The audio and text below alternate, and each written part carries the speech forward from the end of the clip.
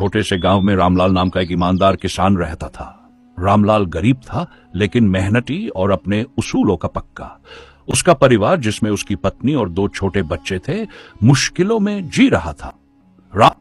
रामलाल अपनी थोड़ी सी जमीन पर खेती करता और जो भी अन्न उगाता उसे बाजार में बेचकर परिवार का पेट पालता। किसी कठोर चीज से टकराया। उसने मिट्टी हटाई तो देखा कि वहां एक बड़ा सोने का घड़ा दबा हुआ है। रामलाल को अपनी आंखों पर विश्वास नहीं हुआ। इतने सोने से वह अपनी गरीबी को हमेशा के लिए दूर कर सकता था, लेकिन उसका ईमान उसे रोक रहा था। उसने सोचा, सोना मेरा नहीं है, किसी ने इसे जमीन में दबा दिया होगा। इसे अपने पास रखना चोरी की संपत्ति होगी। इसे अपने पास रखना चोरी की संपत्ति होगी। रामलाल घड़ा लेकर गांव के मुखिया के पास गया और पूरी बात बताई।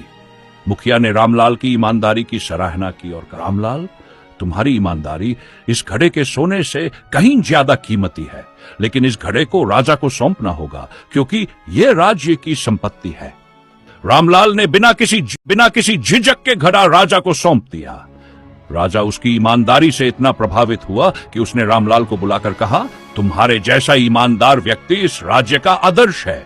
यह सोना अब तुम्हारा है। इससे अपनी गरीबी दूर करो और अपने परिवार का भला करो। रामलाल ने राजा को धन्यवाद दिया और कहा, राज, ये धन दौलत मेरे लिए कोई महत्व नहीं रखती। मेरे लिए तो सबसे जरूरी मेरे लोग, मेरी ईमानदारी और मेरी जिम्मेदारी है। मैं चाहता हूं कि इस धन का उपयोग पूरे गांव के हित और भलाई के लिए किया जाए। राजा ने रामलाल की इच्छा का सम्मान किया और उस सोने से गांव के लिए एक स्कूल और एक तालाब बनवाया। रामलाल की ईमानदारी और निस्वार्थता ने उसे पूरे राज्य में प्रसिद्ध कर दिया। लोग उससे प्रेरणा लेने लगे।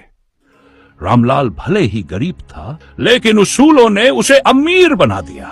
उसकी कहानी उस गांव में बताई जाती है जहां ईमानदारी, सच्चाई की मिसाल दी जाती है।